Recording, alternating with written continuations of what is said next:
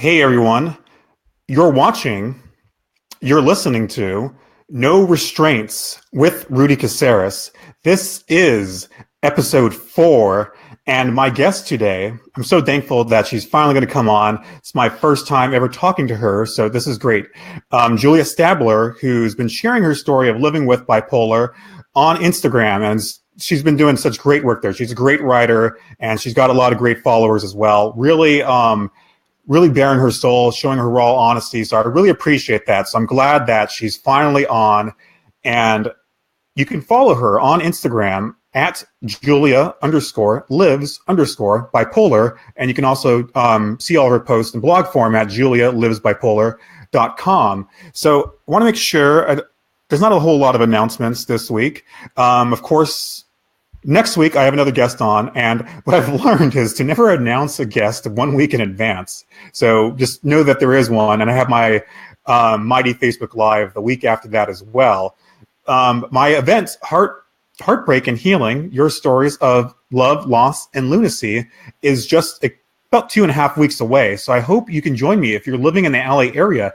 And if you're not, and this goes out to Julia as well, if you want to still participate and you have a story to share, send a video to me. I'll give you information if you message me, just about like 4 or 5 minutes of a story about heartbreak, whatever you feel comfortable with.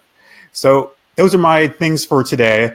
And without further ado, hey, Tabitha, how you doing? Without further ado, let's bring on my guest, Julia Stabler. Hi.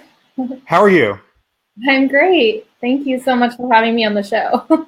Cool. It's Stabler, right? Stabler. Stabler. Oh my God. We're live, but let's do a rewind. My guest today is Julia Stabler. She probably feels like stabling me now. It's okay. It happens all the time. It's no problem. Oh yeah. So try having your last name being Caceres and see how far that gets you. So thank you, Tabitha. You're always great with sharing. If you're watching this live, you know the drill. Please share, please comment, sign up for live notifications. It should be somewhere down there when you're watching the video. That is really big because then you can see the show from the very beginning. And if you can't, that's totally fine as well, because guess what? You can always go not only on Facebook to my Facebook account and watch all of them. You can actually go to rudycaceres.com/blog and you can see all of them in reverse chronological order. And so that way you don't have to go scrolling through all my other posts to see those. And people without Facebook accounts can watch them as well. And audio form, you can listen on iTunes or whatever podcast app you use. No Restraints with Rudy Caseres is available on audio form as a podcast that you can download at your own leisure. So this episode should be going up later this day. So if you're listening on the podcast, thank you so much for checking this out. I hope you enjoy my rich, dulcet sounds in your ear as you go for your morning commute, as you go for your exercise, your run, all that good stuff. So without further ado, who is Julia Stabler? That's you. Me? Oh my God. That's your cue. That's a big question. But I'm from Bellevue, Washington, which is a city right outside of Seattle. And I went to college down in LA for a couple years, finished up at Washington State University, and worked in Seattle, worked in San Francisco. I am now in fashion, which is my true passion and calling. Like I love fashion. I was always working in sales, but finally in the last few years I've honed in on what I really like to do. Finally, I'm 29 years old, and I'm here today because I had a bipolar psychotic break about 4 years ago now, and I started writing about it just this year or last year. And it's just been such a rewarding project for me. And it's been a lot of fun, really hard too, but very rewarding, and happy to talk about it. And I'm a huge advocate for mental health.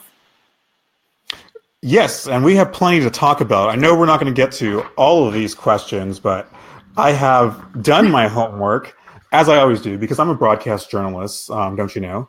And so let's try to get through as many of these as we can, because you go in pretty in depth on your Instagram at Julia_lives_bipolar. And so I highly recommend go checking that out. If you don't have Instagram, are you still updating on julialivesbipolar.com?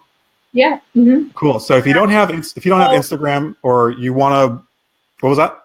It's a little bit slower update, but I'm still putting more stories on it. Yeah.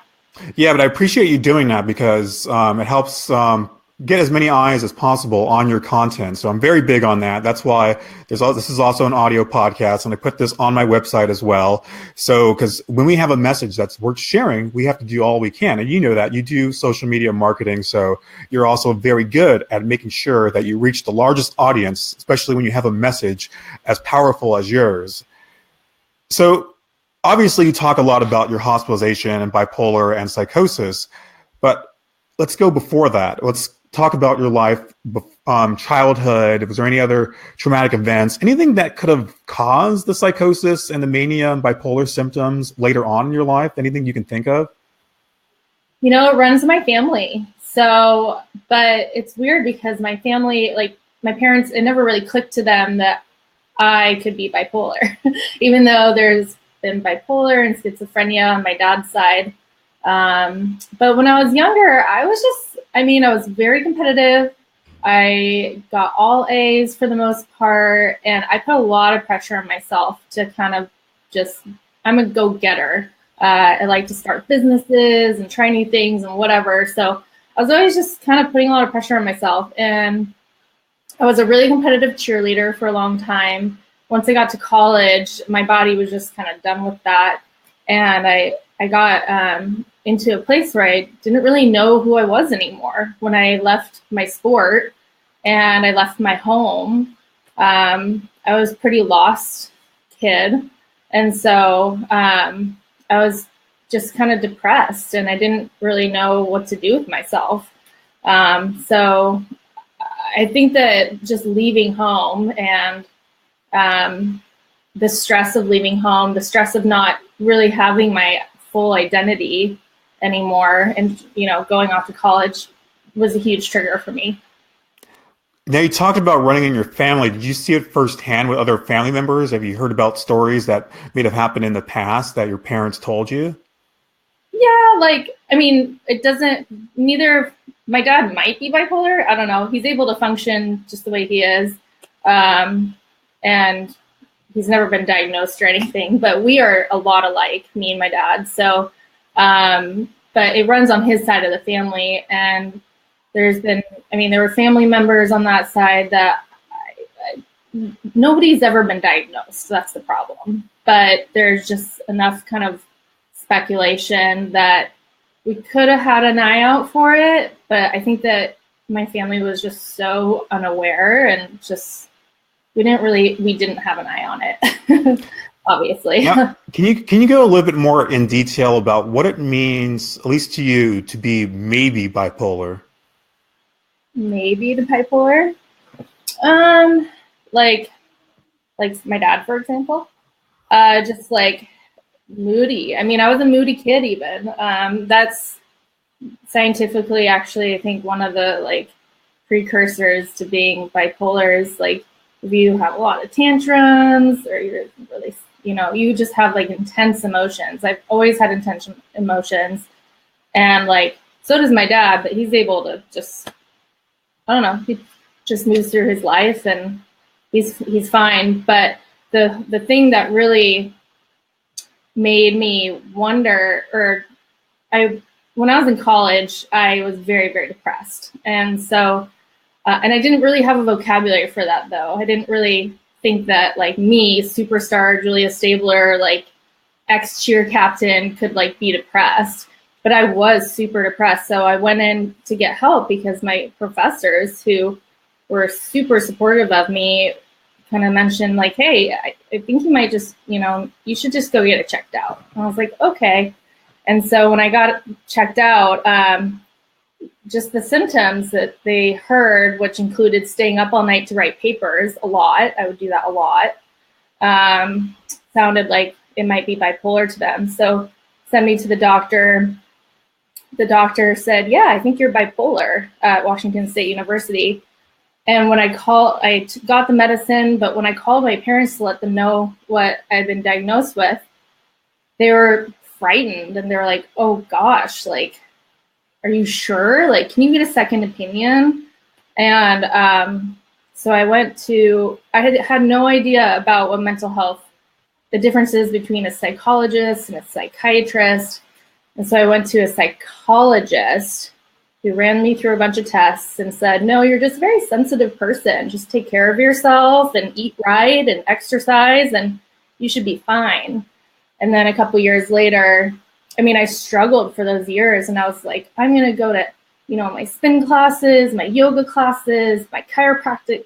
I'm going to like be vegan. And I was trying everything just to be stable and happy, but nothing really worked. And then once I had a psychotic break, that was it.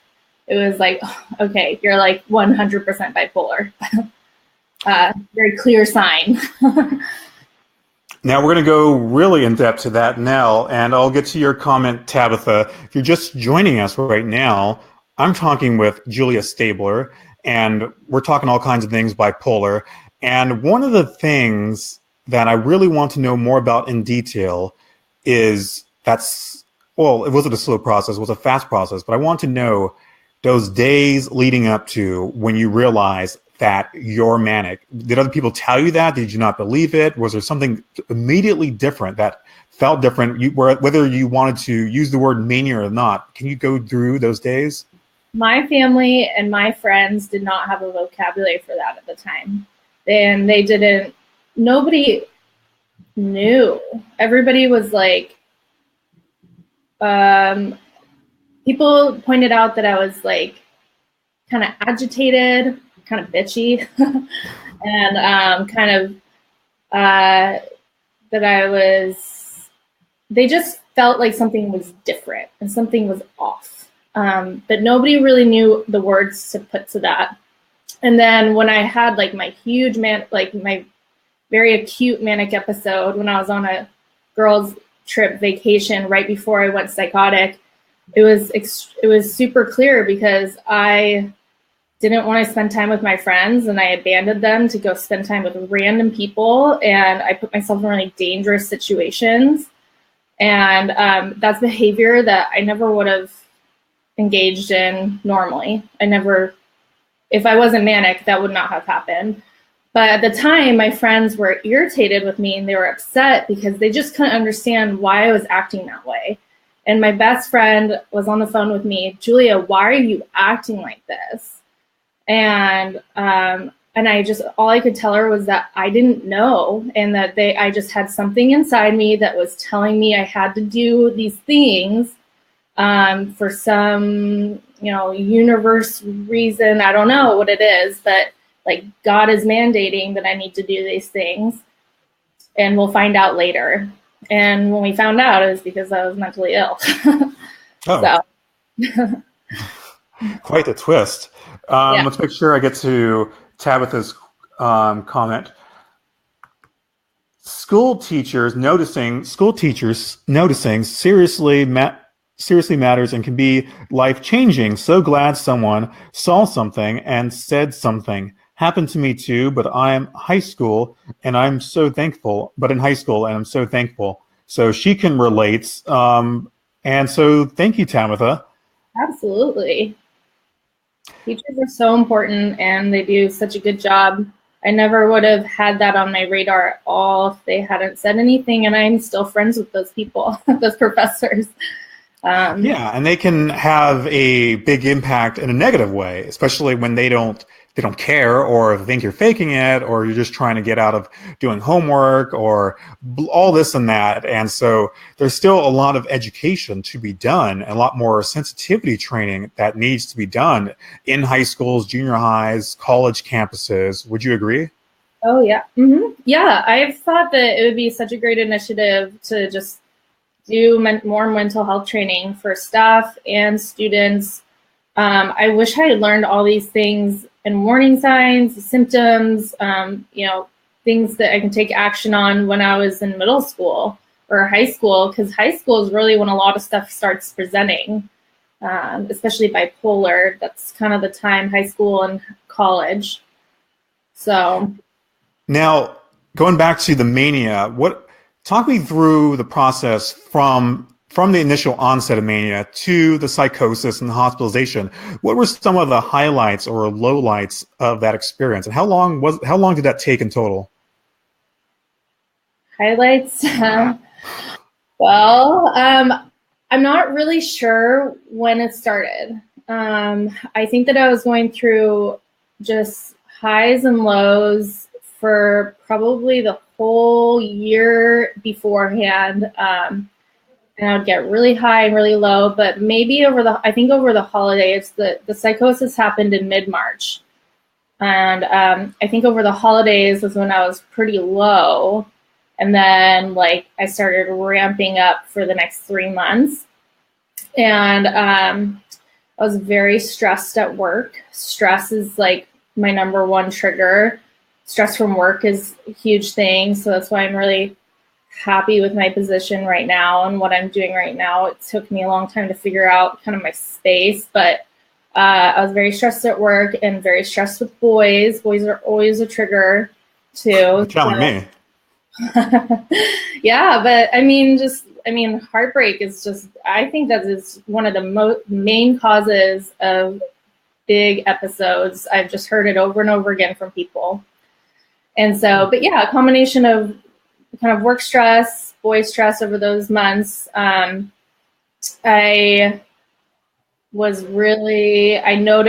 think that everybody else really noticed that something was wrong with me when we were on that trip in March. And then after that, the psychosis was apparent. Basically, I came home from this trip and my boss was firing me. And because I had stayed on that trip too long, I missed my flight. I stayed with these random people who were very nice, luckily, but like still, my priorities were all out of whack, and I just wasn't in my right mind, really. So I came home and I was fired, and I was like, "Thank you for firing me. I don't want to do this anyways. I want to start an art studio and have, musicians and artists and like catering events here. Like, I'll be just fine." And I walked home, and that's when I saw this homeless woman. And this is like the crux of my story, of my psychosis story, because this was very traumatic for me. And it's still to this day, I think about it a lot. But I ran into this homeless woman who is, I think she was schizophrenic. She was speaking at ghosts, and she was definitely just in the psychosis mode. And I thought she was like some sort of witch, but I could save her because I was an angel. And I think that this was the real psychotic when the psychosis started, because I went on this day trip with this woman trying to save her soul from, and just trying to save her mind. She was so worried about this, death ray in the sky trying to get us. And I was like, "Don't worry, I'll help you." And after about probably 3 or 4 hours of that, I was exhausted by being around this woman. And she wanted me to really just save her. She wanted me to put her up in my house. She wanted to stay in my apartment. I recognized that I was way deep in over my head. And that like, even in my psychosis, I was like, this is not a safe situation for me to be in. So I've luckily reached out to some friends who, they didn't know what was going on, but I think that I have a way of making very strong bonds and friendships with people. So at this point, they were like, "We're going to help you out of this. Like, I don't care what you've gotten yourself into, you're going to be okay." So guided me home. And when I sat down with my friend and my roommate, they just said, "You need to call your parents. This is really not okay. Like, I don't know what you've been up to, what's been going on, but it seems like you're in trouble and you need help." And so I called my parents, and that night I just laid in my bed and my body was twitching. I don't know physically what was happening to my body, but it felt like electricity was just going through my body all night. I didn't sleep. I was just sitting there twitching. And then at I think 5 a.m., I just saw this like black etching of a circle appear in front of my face, a hallucination. And it was the circle from The Ring. I don't know if you've ever seen that horror film, but very scary. And it like gave me nightmares as as like a young teen. I'm sure it's even more scarier when it's right in front of your face. Yeah, well, that's the thing though, is that like when in my psychosis, I felt so protected. And so I saw it in front of my face, and then it was eliminated by this band of white light, replaced all of the black etching. And it was the symbol in my mind that the world had changed, that all the evil and darkness was going to be gone. And like, here I was, like, to be a part of like this, turnover of energy to like white light and happiness, and like everybody was going to be okay. I was going to save that woman. And so I went through basically that entire day. My roommate caught on pretty quickly that I was out of my mind. She thought maybe her and my mom thought that maybe I'd been drugged. They thought I was on LSD. Because they just, again, we didn't have a vocabulary for this. Like, they had no idea what it could be. They thought I was drugged. And so luckily I had some friends who have loved me for a long time, my whole life, and were living in the city at that time. And they came and they just were there to make sure that they could convince me to like not go run out into the street or, do whatever I was going to do, just, kind of stay in the house and do my enchant. Like, I was doing rituals. I would spin around in circles and tell them all about being a princess and being a witch and being a goddess and, why, like, how the energy of the world was working. It was it's trippy, and it's weird because I can actually remember all of it. I think a lot of people forget their episodes. I do not forget my episodes. Like, it's all there. Like, it just happened yesterday. I think because it was such a bizarre thing. But I was pretty lucky to have my friends there. And then my mom flew down that day, and when she saw me in person, I think she was crying. Like, she's so the story about my mom is an incredible person. Both my parents are incredible people. My mom used to be a nurse. She was a nurse for 17 years working in dialysis, and she just has this training that's ingrained with her. And it really helped me and my whole family through this process. She just switched out of mom mode and into like nurse mode and like made a plan of action.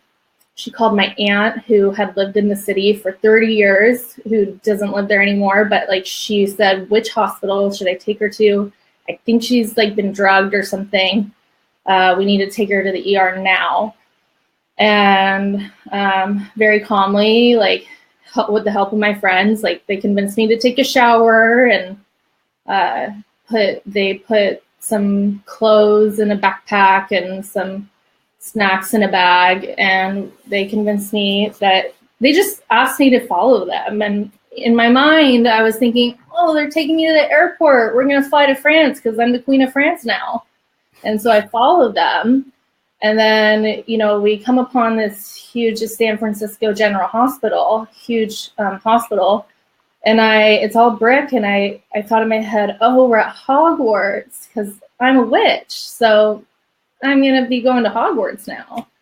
And they just like step by step convinced me. And just because I trusted them so much beforehand, and like there's so much love between all of us, I would just kind of do whatever they told me to do.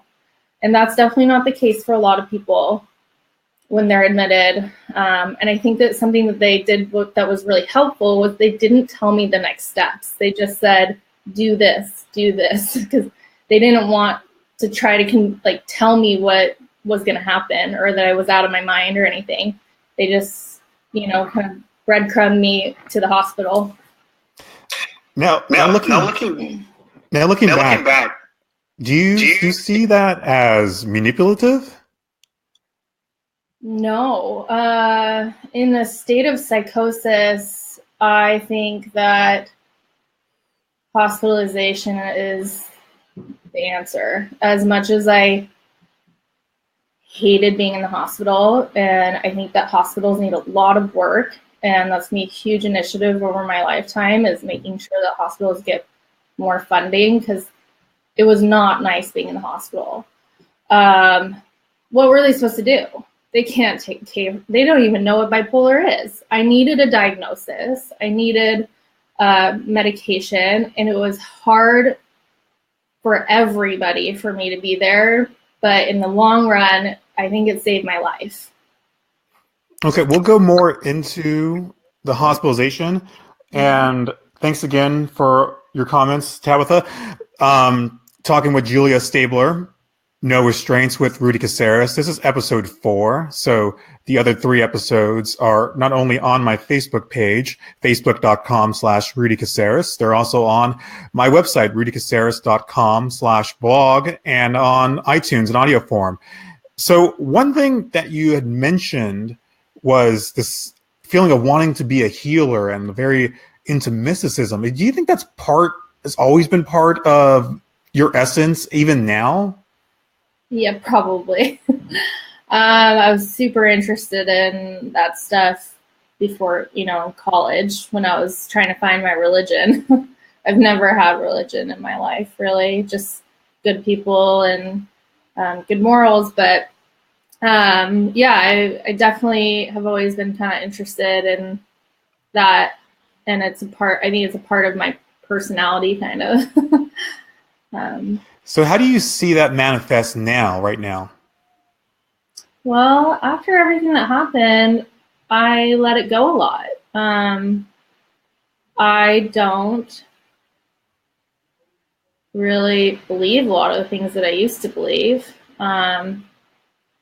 I try to just not think about it, honestly. I think it's ingrained in me, and it's probably ingrained in the way I move through the world. But when it comes to religion, mysticism, ghosts, all that stuff, I try to just stay here on Earth and just focus on what's happening right now here in front of me, because that's where I want to be. And you're not. Go on. Oh, I was just gonna say. Also, I was thinking about this earlier, that I used to be really scared of monsters and ghosts and poltergeists and all that weird stuff. After all this happened, I'm not afraid of any of that anymore, because I just don't think it really exists. And I just changed my view on science and just where my mind is at most of the time. Now it's in a more scientific place. Yeah, but you're not the only person I've talked to who's bipolar who has gotten really into religion and mysticism and spirituality to a point where it turns into mania and psychosis. And after that experience, just completely divorced themselves from it. I mean, for me, even though it wasn't called mania, I wasn't hospitalized, is that I was really into the Bible, the New Testament, when I was maybe 19, 20. I wanted to be a Catholic priest and wanted to even be the Pope someday. And it just got so bad. I look back and thinking, even though I was genuinely a nicer person and more giving, I would just give money to people left and right. But I was also very full of it. I was pretentious. I thought I had all the answers, that everyone else was, if it wasn't my exact definition of Christianity, they were wrong and I'm going to prove them right. And now, even though I've kind of stepped back into religion, it just I hope I never get to that point where I'm just really overzealous. But part of me is I want to have ideals and I want to really sink myself into something, but I don't want to be obsessed about it. And it's not just religion, at least not for me. It's become a lot of things where people are like, Rudy, you got to find other hobbies. You're taking this way too seriously, even the mental health thing. But at least with this, it has produced so much good. But that is something I still think about is, am I letting this whole mental health advocacy thing take over my life? Now, do you see that? You see that yourself, because you have a job that's unrelated to mental health, and I talk to others. They're going to school, or they go back to school. They start families. They start other jobs, other careers. And how do you see that balance between talking about mental health online, writing all your stories, and the rest of your life? Yeah, like mysticism is a common element in episodes. I don't know why, it just is. It's really popular and common. And then B, I chose to have a profession outside of advocacy just recently because I need that balance in my life. It's nice to go and talk to people about their codes and like just other random stuff that keeps me in a different headspace. I really like that. I actually started USC graduate program for social work because I thought I wanted to be a professional, advocate or something of some sort. And once I got started with it, I left after a couple months because my work started going really well. My business is doing great, which is really fun for me. I have a lot of fun and it's important for me to be happy.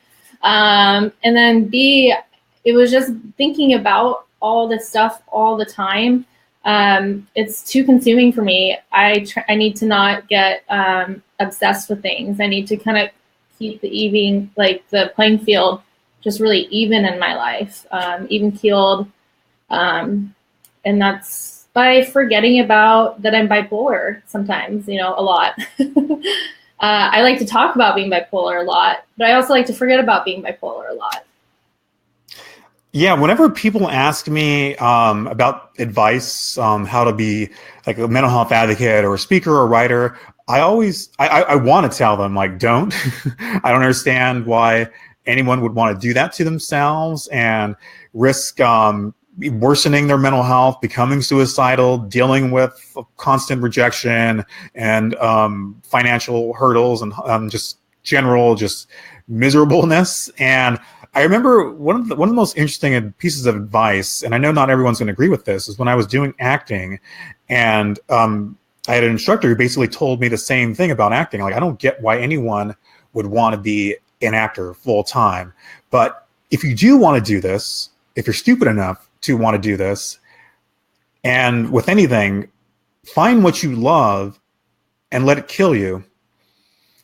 And I don't mean that in a 100% literal sense, but the general idea of being so in love with something that it just doesn't feel like work, but it is work. It is work. It takes a lot of work to do what I do, and I'm privileged to be able to do this full time.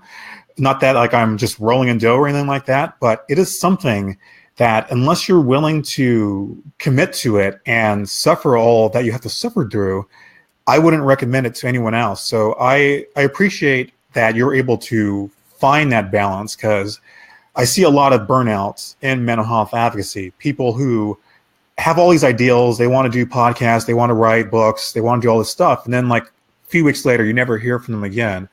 So for 99.9% of people wanting to get into mental health advocacy, I would recommend your path where you still share your story, you don't hold anything back, and you're very active, but you have this other life where it gives you a meaning outside of being bipolar, outside of mental health advocacy. Is that how you see it too?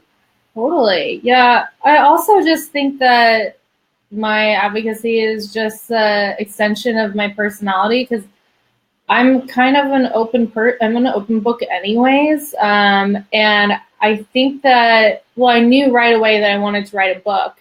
I'm really into, like, a hobby of mine is like watching movies. Like, I'm a huge film buff, and I love storytelling. I'm a really good writer. I always have been. It's another trait I get from my dad. He's a super good writer, but it was kind of more of a calling for me. I had these stories that I've been thinking about for years about writing, and I never knew how to get them out. But actually, once I started learning how to use Instagram for my regular business to promote my daily business, I figured out the tricks of Instagram and how to gain an audience and really how to promote myself. And so once I had established my brand really as a stylist and a menswear stylist, and established an audience and Instagram, one day I was just like, this is it. Like, I'm ready. I'm ready to just like, this is what I've been looking for, because I'd sat down and tried to write a book several times, and like, I'm working on one still. I think it's just a really long-term project. But I like the instant gratification of having just small stories and like having that kind of ongoing conversation with other advocates. People are, all the messages I've gotten from people that have just had their first episode or have been, hospitalized a couple times, who are like inspired by my stories. It's so rewarding. And so what I liked about the Instagram format was just how it's just bite size, and it made it bite size for me too. I didn't have to put a lot of pressure on myself to do anything. I just had to do one story.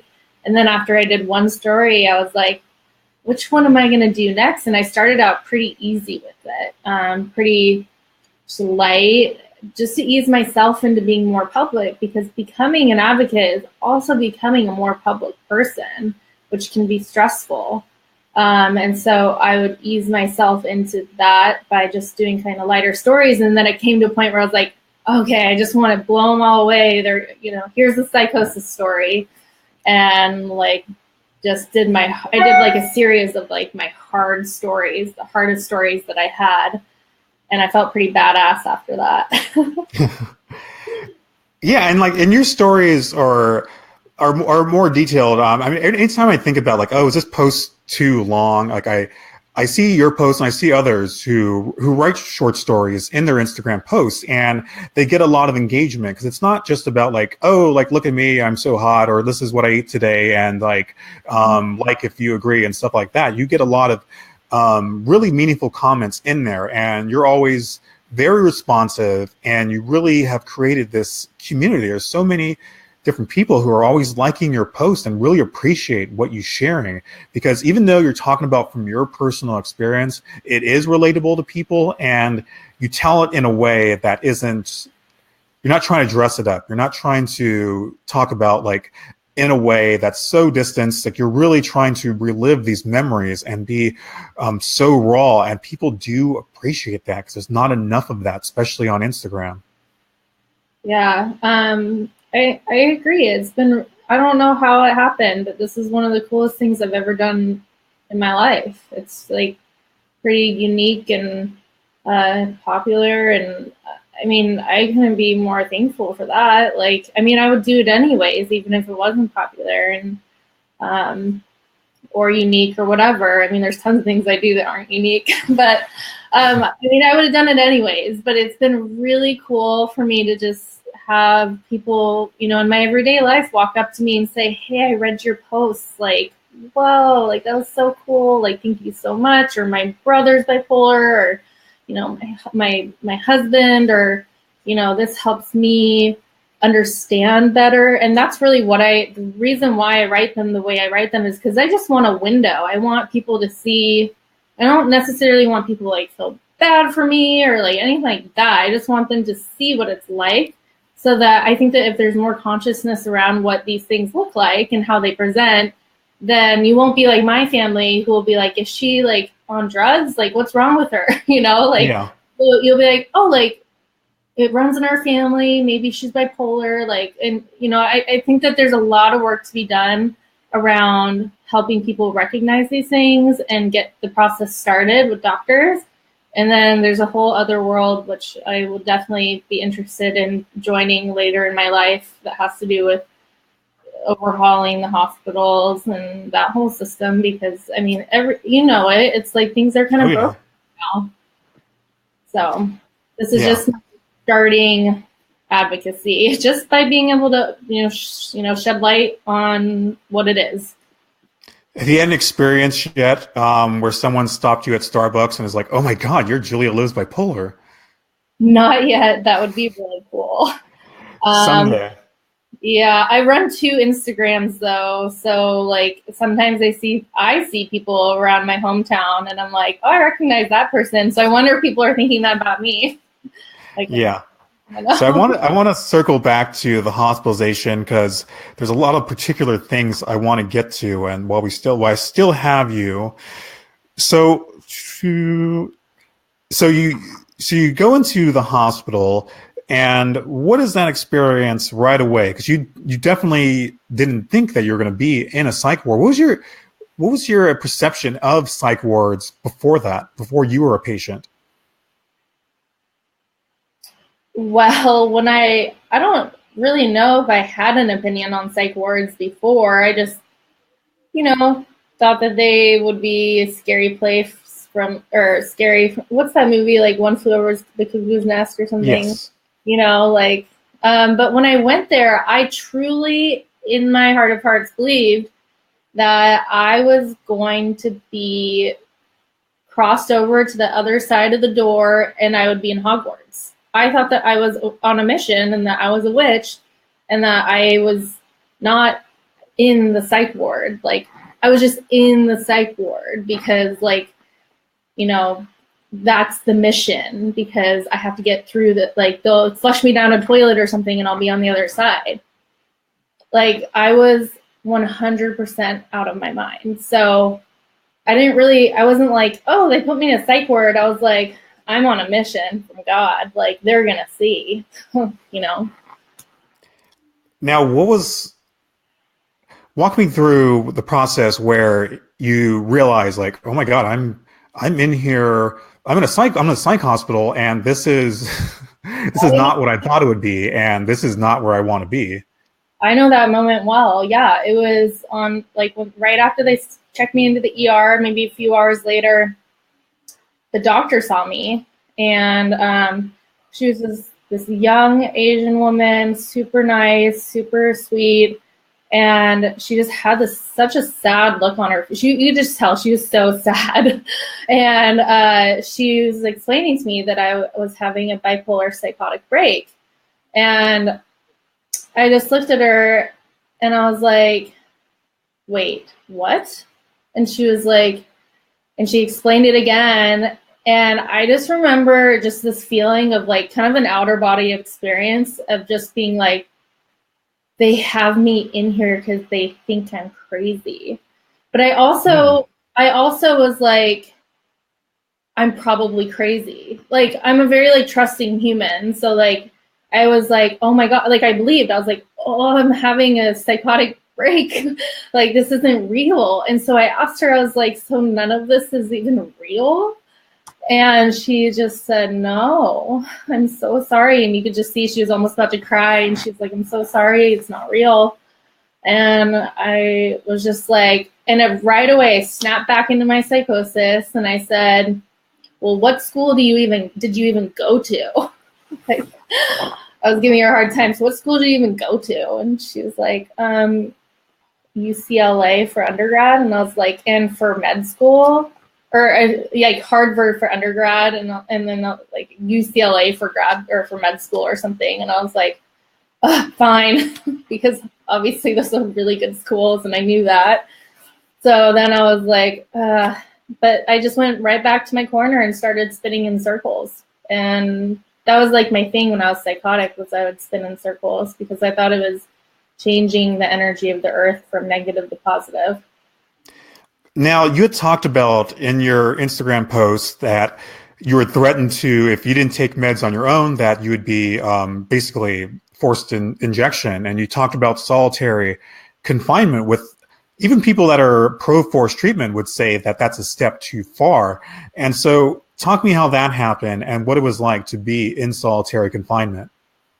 Yeah, this is like a subject that is really hard to talk about because it's like, it was so painful, but also I don't know the laws very well. And like, this was actually something I was going to dig into in grad school before I quit. But like, it's fascinating to me. And I felt like they were assholes to me.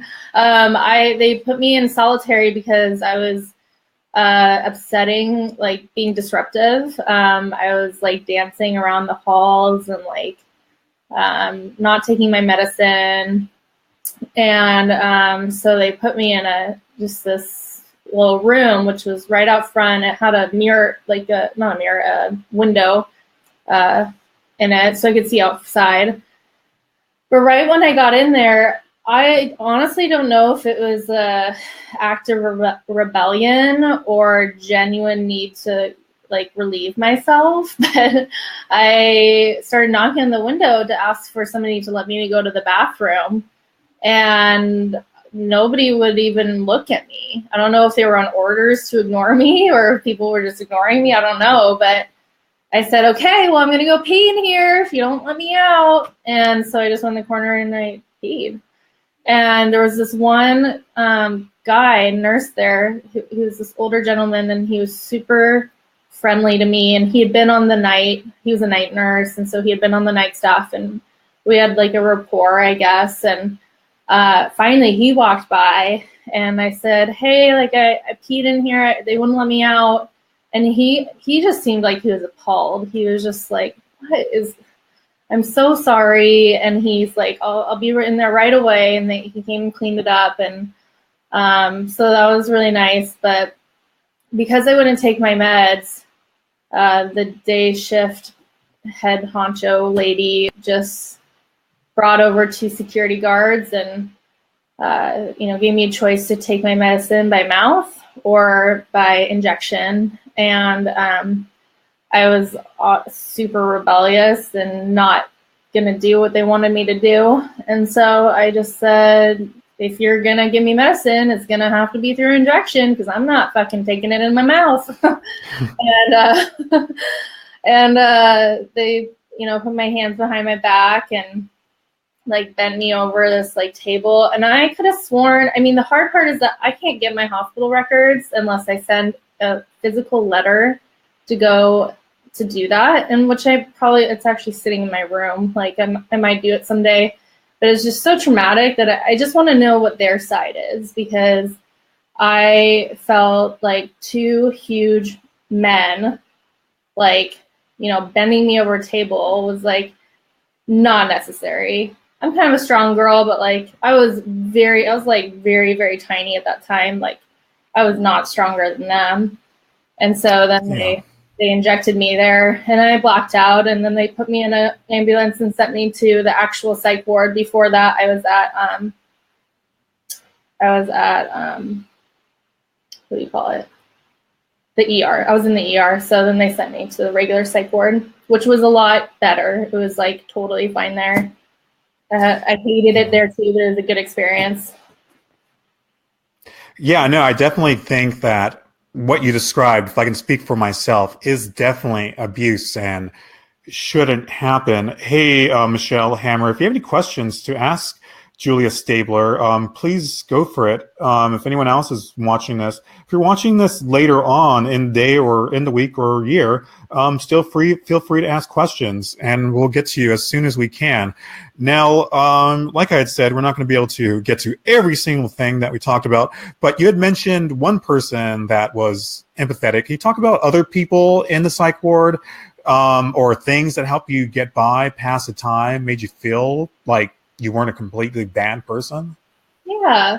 The ER was only I was only in there for probably 24 hours max. And there was a nurse that I liked, and the doctor was really, really sweet. And there were some other patients that were like nice too. When I went to the psych ward for a week in Berkeley, where they transferred me to, the nurses there were super nice. And I made friends with some of the patients who were all in their own ways out of their mind too. I was having my own delusions and they were having their own delusions.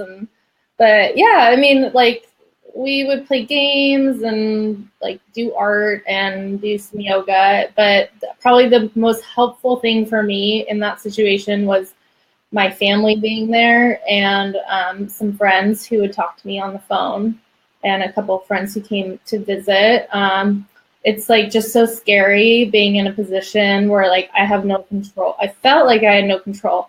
It turns out this was my parents' whole thing, was that like they would tell me I didn't have really any options, but I guess I could have been released. I'm glad that they did that, and I have that relationship with them where I'm really glad that they did. Like I would do the same thing with my kid, because you being psychotic outside of a hospital, or it's just not really like, I probably would have ran out in the street and gotten hit by a car. Like I you never know what's going to happen. But like having them just come on it, but they were there all the time to like just listen to my grievances. I had my friends talking to me on my phone, convincing me to take my medicine every day. And just like that support from them was just, it wouldn't have been the same without them. Yeah, that's interesting because, I mean, me personally, I didn't want my family or even friends to come visit me. I was so ashamed of myself and didn't want people to see me in that state. I talked to a lot of people where the last person they want to see when they're in the hospital is their family. And the other last thing they want is for people to make them take meds, even outside, even on a day-to-day basis. I mean, like I take my meds every single day, but I don't want anyone else to ask me, did you take your meds today? Especially when I did. Like I'm pretty disciplined with that. And so your story is interesting because you have this really strong relationship with your family and your friends. So that's definitely something that is a positive and that can make a big difference from people that have negative relationships with their family, end up losing friends and all this other stuff. So it's interesting to hear stories like yours because I often hear the opposite. Mm-hmm. Yeah, that breaks my heart because I feel really, really lucky. They're all on Team Julia. Everybody's on Team Me. But I had to switch my entire philosophy about medication.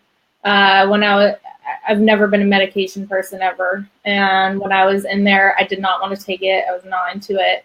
And my dad sat me down and he said, if you ever want to get out of this hospital, you have to take your medication. And trust me, once you get out, you don't have to take it if you don't want to, but they're not going to let you go. And we're going to all be here with you, cheering you on while you take your medication. And then I also had my uncle, who's like really funny. He came and he looked at me and goes, do you think you're the only one who has to take medication? And he like pulled out his heart medication or something. And I guess that was like a big turning point for me, according to my mom. But just having cheerleaders made all the difference. Yeah, as we start winding down, I want to talk about that journey from getting out of the hospital, what it's been like because this was a few years ago, right? This was 4 years ago. 4 years ago. So what that process has been like? Have you had any relapses? Have you had any kind of times where you felt the mania coming on? You've talked about depression and suicidal thoughts in your Instagram post, and now you have this job, but you started going to grad school as well. And can you talk about that? The next 4 years from getting out of the psych ward to right now? Yeah, I feel like honestly, among people who have bipolar, any mental illness, like this is the most important part for them is the aftercare. Like, how did I do it? Like, how am I happy now? Because when you're in that place, you think you might never be happy again. But I spent pretty much a year doing not a whole lot of much besides taking my medication, going to therapy. My parents, luckily, they could take that on and just have me live in their house and like let me do that because they equated it to me being in like a huge car accident or, they just kept telling me, your brain has been through a lot of stuff. Like, let it just settle down for a couple months, just let it just relax. And that was really hard for me because I never relaxed. So, but yeah, I just like took some time to heal. And then when I went back to the workplace, I was very nervous about interviewing and like, what do I say? Like, why haven't I worked for the last, 6 months? Like, I'm just, and so I worked with a career coach to help me basically learn how to not say that I had just been in a psych ward, because all I want to do is sit down and be like, so I was just in a psych ward. But yeah, it like, helped me just get my first job back again. And then after that, it was just a slow process of gaining my confidence back again, getting my athleticism back again. I, really lost so much muscle and gained so much weight from the lithium. And so getting, my body back, I kind of saw myself as a work in progress for a couple years, and slowly but surely I just kind of got my life back. And not even my life back, like it's never the same as it ever was before, but I just created a life for myself that made me happy. Okay, so can we talk a little bit about the grad school and what that was like, and just anything you feel comfortable sharing? Yeah, sure. I applied to USC's social work program back last spring, and I got in, and then I started last August. I wanted to do that because I want a professional education in mental health stuff. I really want to be a long-term advocate. I want to make a huge difference. I think there's a lot of work to be done, and in a lot of different arenas. After 2 months of that, I was doing fine in school. I'm actually a very, very good student, and I enjoy doing stuff like that. But at the same time, my business started doing really, really well. And like I said before, I just need balance. So I chose to have more balance and stick with my business, which was doing very well and still is, I basically chose, my own personal happiness over this sense of duty that I feel to make a difference. But I still am doing that right now. I'm just going to do it a lot slower. And who knows, I can always go back to school, life or whatever. Now that takes me to my last question, because you do work in men's style, and if you know me at all, I pretty much wear all black every day. If you looked in my closet, it's just black, black, black, black, black, black. What are some tips you would give me? Because I'm not fashion averse at all. I mean, I have no fashion at all. The reason why I wear all black, one of the reasons is that it's so easy. I can just makes it easy shopping, makes it easy to pick out what I'm going to wear in the day. But are there any tips you can give to someone who is just I am so who's so basic and so boring? What are some tips? What are some accessories? Maybe can I add some color? What do you think? Yeah. My favorite color is to add the black, because I'm a black person too. I like a bit, but especially for guys, I like grays, charcoal colors, navies, and then maybe after you get those down, you can move on to the olives and maroon berries. But I like to just keep the closet really basic and things that work together. But if I were you, I'd definitely add on navies and grays into your wardrobe. I don't know. I mean, okay. I've started adding small little red items. My phone case is red. My Miata is just bright red, and so I've been toying around with that. But more of a red.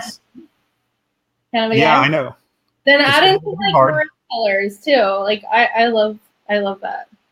But if I ever have to buy a suit, anything fancy, I'll get some more advice from you, because I can't just wear black T-shirts everywhere I go all the time.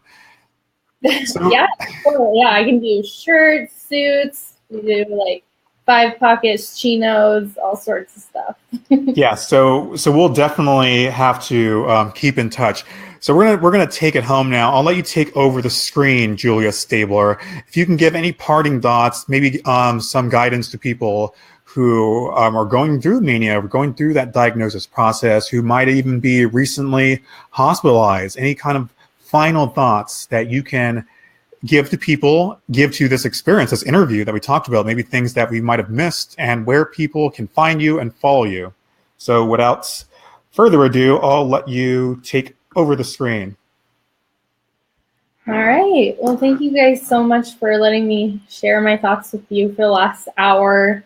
It's a lot of fun for me. And if you go to my Instagram page at Julia_lives_bipolar, and my my website, julialivesbipolar.com, you can read through all of my different stories. I have stories from when before I knew I was bipolar to, really recently, some things that I have been struggling through lately, or thoughts I've had about my experience now, looking back with some perspective.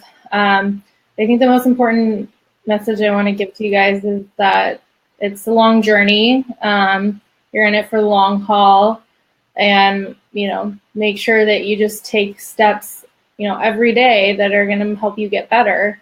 That's something that really helped me recover and not get overwhelmed by the recovery, was just doing something small every single day that made it better.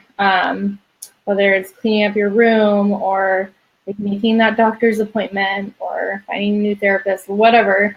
But just always look to be improving and maintaining your mental illness, because it's gonna, it's something that we're gonna live with the rest of our lives. So, but it's totally doable.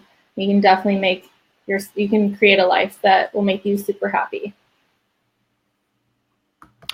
So thank you so much, Julia Stabler. Please show her support as much as you can. And I really appreciate you taking the time out. I can't say enough good things about you. I really appreciate all you've shared, the detail that you shared. So thanks again so much. One thing I forgot to mention, patreon.com/Rudy Caseres. If you like what you see, if you like what you hear, please show some support, as little as $1 a month, as high as $1 million a month. I don't care. And if you just want to donate one time, I've had people do that. PayPal.me/RudyC, or I'm on Venmo at Rudy Caseres. And that'll do it. That'll do it for this week. I'll have another guest on next Friday. You have been watching, you have been listening to No Restraints with Rudy Caseres. This is episode 4. Thank you for all your support. Please keep supporting us. Please keep sharing. Please keep engaging with us, because it's for your own good. Have a great week, everyone.